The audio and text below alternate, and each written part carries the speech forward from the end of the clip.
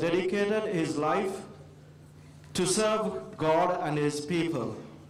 And through his little stories at sermon, he tells the people how to proclaim the faith and follow in the footsteps of Lord Jesus. Ladies and gentlemen, we are very honored to have his presence tonight as our honorable chief guest. Ladies and gentlemen, with a round of applause, let's all welcome Reverend Father Joel B. Bablona, the pastor of St. Teresa's Church.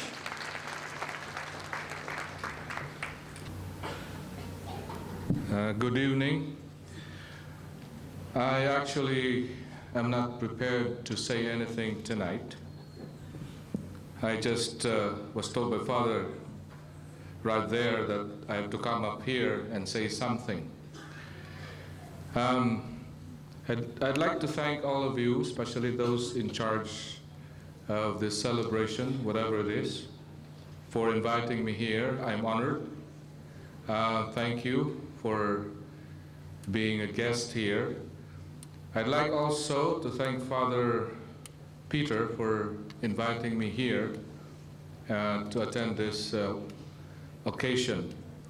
I don't understand everything probably that you're saying, but I think all that you're saying are all good. So I'd like to encourage all of you. I believe this is something that has to do with our faith. This is about the reenactment of the Passion of our Lord. And I hope that with this program, all the more that you'll learn more about our faith and love God more and grow in our spiritual lives. So thank you so much for inviting me here.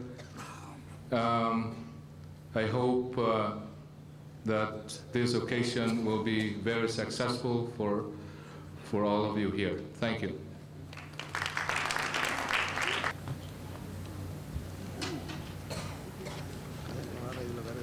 Thank you, Father. இந்த நிகழ்வின் இறுதி அம்சமாக ஒரு சிறிய ஆய்வுரையும் இடம்பெற இருக்கின்றது. முன்னாள் இலங்கை ஒலிபரப்பு கூட்டத்தாபனத்தின் தமிழ் நிர்வாக பணிப்பாளரும் நாடகத்துறைக்கு முக்கிய பங்கு ஆற்றியவருமான தற்பொழுது டிவி தொலைக்காட்சியின் நிர்வாக பொறுப்பாளராக இருக்கின்ற திரு பி விக்னேஸ்வரன் அவர்கள் இந்த நிகழ்வை முன்னிட்ட ஒரு சிறிய ஆய்வுரையை நிகழ்வின் இறுதியில் வழங்க இருக்கின்றார். அனைவரும் கேட்டு செல்லுமாறு அன்போடு அழைக்கின்றோம். Thank you very much, Father Joel. One thing that I forgot to mention, that if you come to church, he's also a very good artist. He sings very well, and he sings the praises of Lord Jesus, so you all should come and listen to his singing. Thank you very much, Father. So, ladies and gentlemen, tonight, the epic production of the Passion of our Lord Jesus.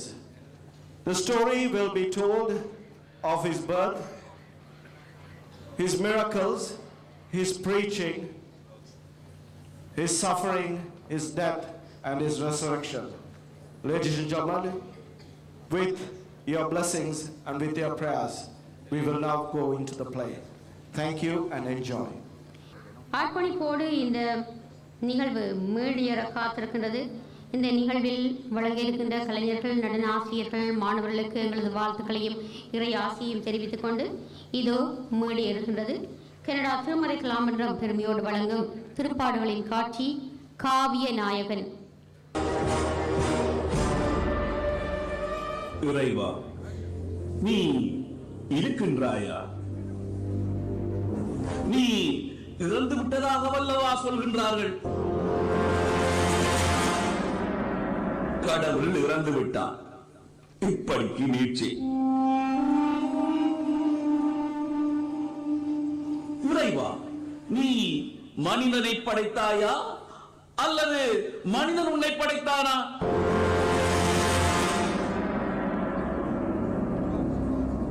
இறை உணர்வெல்லாம், அனுபவங்கள் எல்லாம் மூளை நரம்புகளின் அமைப்பில் அமைந்துள்ளது என்கின்றனர் விஞ்ஞானிகள் சிலர். Albert கம்யூ கேட்டான், நீ இருந்தால் பாதகமறியா பாலகர்கள் ஏன் பலவதைத்து சாக வேண்டும்? குற்றம் புரியாதவர்கள் ஏன் தண்டிக்கப்பட வேண்டும்? ஏன் கண்ணீரும் கம்பளையும் துன்பமும் துயரமும் மனித குலத்தின் முத்திரை சின்னங்களாக பொறிக்கப்பட வேண்டும்? நியாயமான கேள்விகள். நீ எங்கே உள்ளாய்? எப்படி உள்ளாய்? நீ என்ன சொல்கின்றாய்? இறைவா, நீ உண்டா அல்லது நீ எனது கற்பனையா? சொல் சொல், என் தேடலுக்கு பதில் சொல்.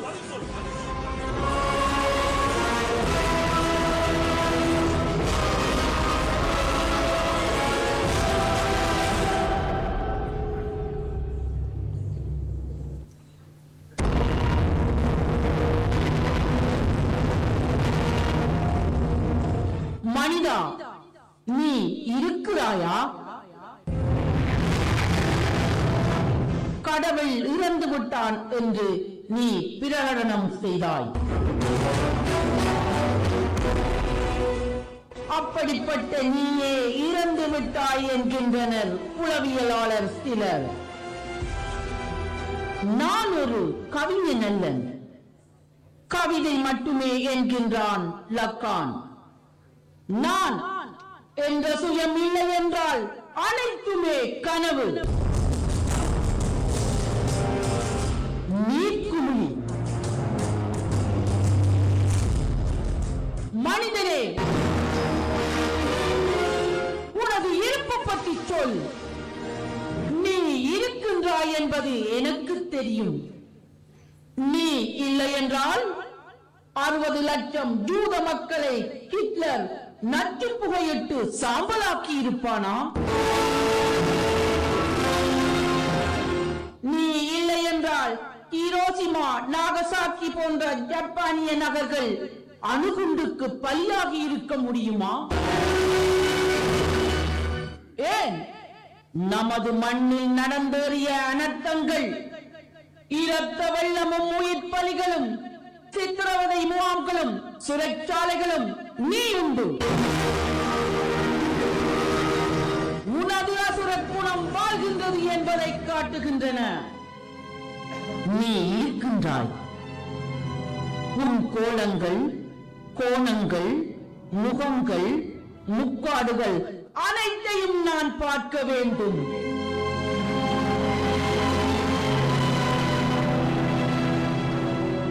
கிரேக்க ஞானியைப் போல் பட்டப்பகலில் விளக்குடன் நான் தேடலில் ஈடுபடவில்லை. விளக்கின்றி மனிதனை தேடுகின்றேன். மனிதனே, மனிதனே,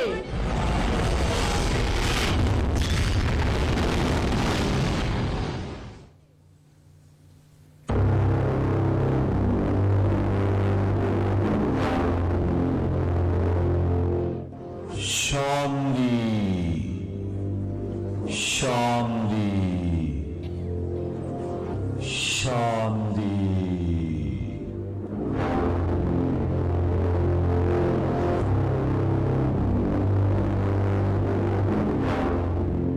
மனிதமே நில். மனிதமே, உன் உறைவிடம் ஏது? உன்னை நான் பார்க்க வேண்டும், உன்னை நான் புரிய வேண்டும், உன்னை நான் உணர வேண்டும். அந்த கோல வரலாற்றின் ஒரு கட்டத்தில் உருவாகி படிப்படியாக அறிவிலும் பண்பாட்டிலும் வளர்ந்து வருபவர்கள் தான் பகுத்தறிவு மனிதர்கள் என்பது உண்மையானால், மனித பிறவிகளின் உயர்ந்த தலை சிறந்த விழுமியங்களை நிறைவாக பெற்ற மனிதம், மனித வளர்ச்சியின் உச்சம் வெறும் கதையா, கற்பனையா?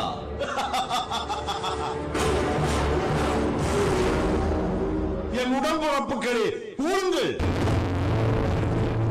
மனிதமே, என் தேடலுக்கு விடை தருவாயா?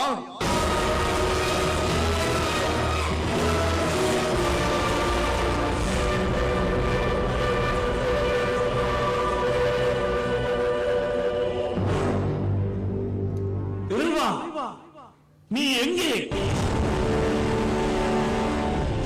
மனிதா, நீ எங்கே? மனிதனே, நீ எங்கே?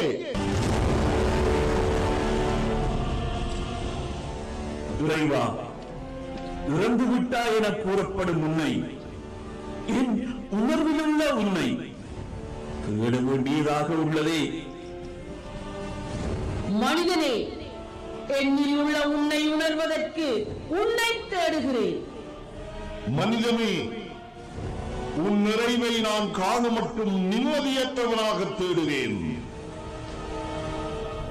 இறைவா, மனிதா, மனிதனே, நீ இறைவனையும் மனிதனையும் பிணைக்கும் பாலமோ,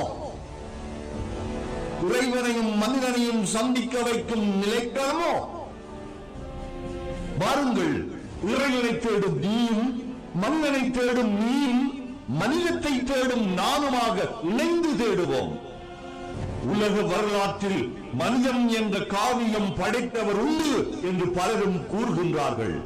அவரை, அந்நாயகனை தேடுவோம்.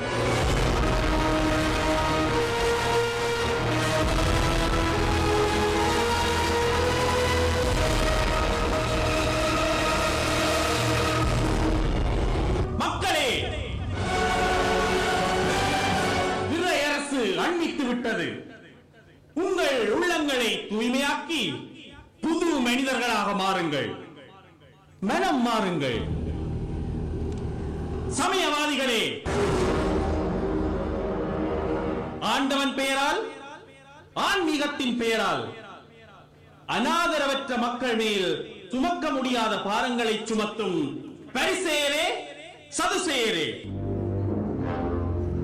கடவுளால் தேர்ந்தெடுக்கப்பட்டவர்கள் என்றும் ஆபிரகாமின் வழித்தோன்றல்கள் என்றும் பெருமிதமாக கொள்கின்றீர்கள். அடிமரத்தில் கோடாரி வைக்கப்பட்டு விட்டது.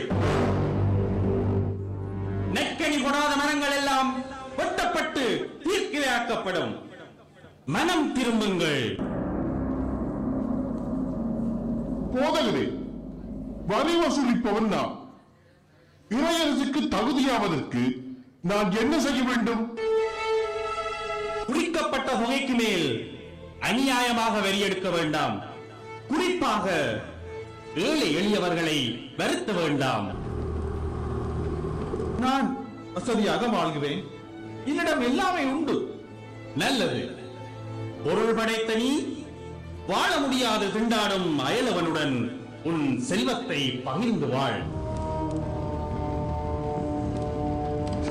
சட்டத்தை நிலைநாட்ட வேண்டிய படை வீரர் நாம் என்ன செய்ய வேண்டும்?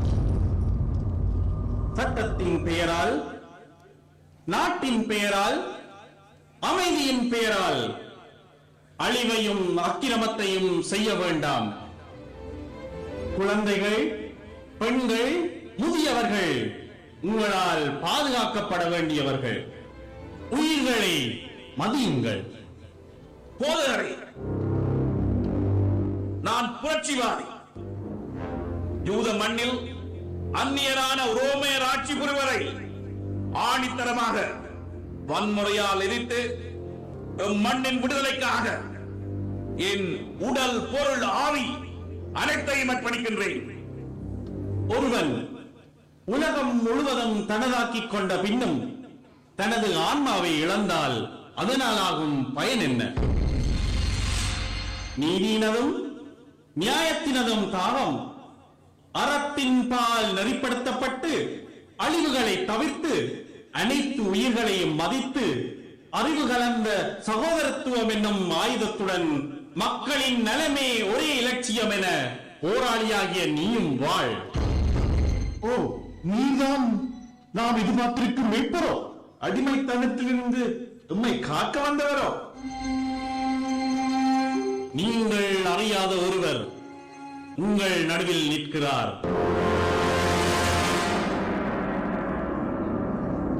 அவர் எனக்கு பின் வருவார். என்னை விட வல்லவர். அவருக்கு பணி செய்ய முதலாக எனக்கு தகுதி இல்லை. அவரே உண்மையான ஒளி. அந்த ஒளியை குறித்து சான்று தர வந்தவனே நான்.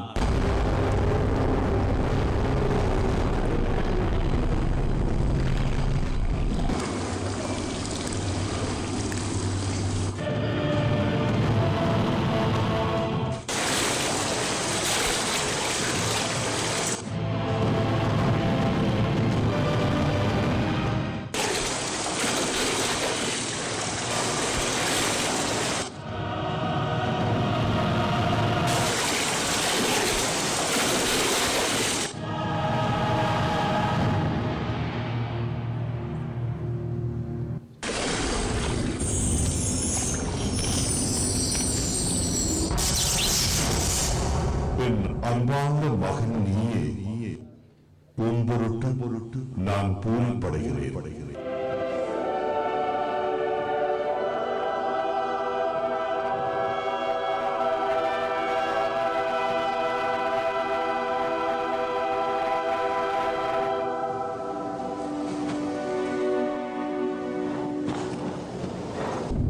வனாந்தரத்தில் இறைமகன் இயேசு, இறைமகனுக்கும் சோதனை, இறைக்கும் மனவற்றும் இடையே மனிதத்துவத்தின் இருப்பு, இருபுற இழப்பிலும் சமநிலை காணுவதே இச்சோதனை சொல்லுகின்ற செய்தி.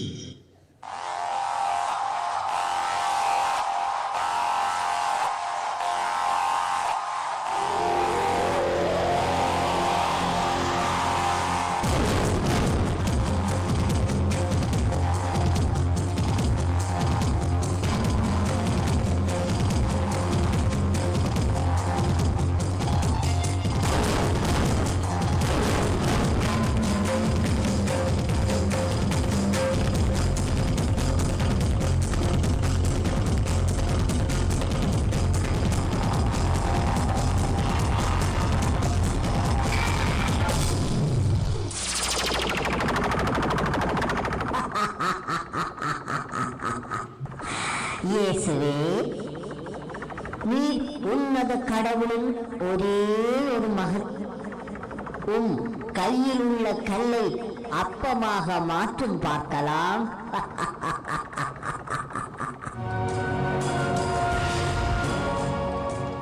ஒருவன் அப்பத்தினால் மட்டுமா வாழ்கிறான்?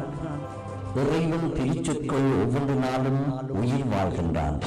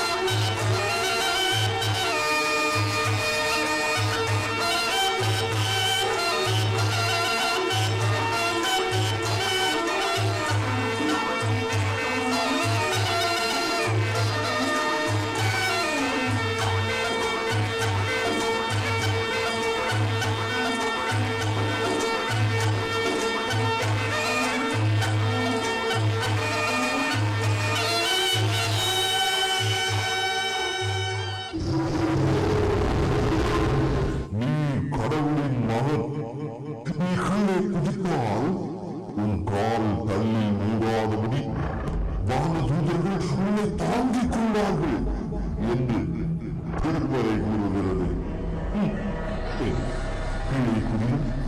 கீழே குதியும் பார்க்கலாம். அதே நூலில் உன் இறைவனாகிய ஆண்டவரை சோதியாதே என்றும் எழுதியுள்ளது.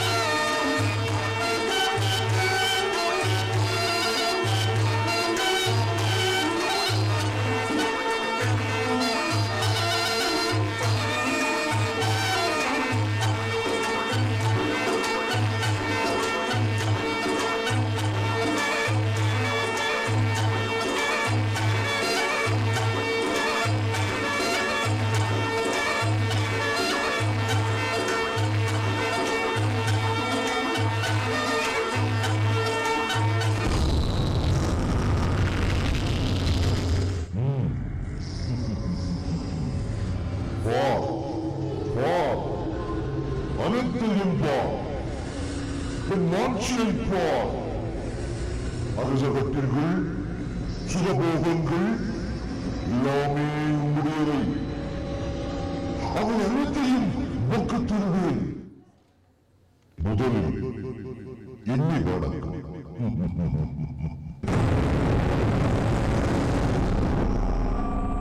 தீயாவியே என்னை விட்டு அகன்று போ.